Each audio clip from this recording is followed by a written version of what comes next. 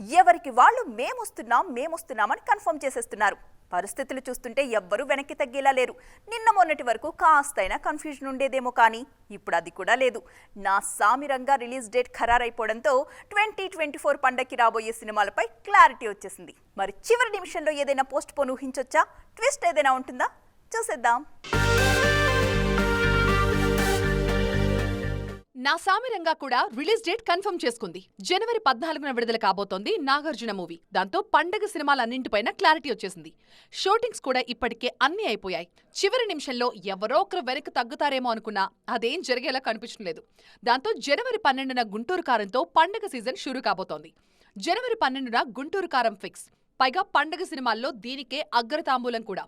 Business పరంగా చూసినా Guntur కారందే upper hand. అదే రోజు హనుమాన్ కూడా వస్తున్నాడు.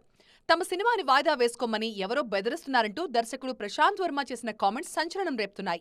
కానీ ఎవ్వరేమనుకున్నా మేమొస్తున్నామంటున్నారు హనుమాన్ మేకర్స్. ఇక జనవరి 13న రవితేజ ఈగల్, వెంకటేష్ సైంధవ విడుదల కాబోతున్నాయి.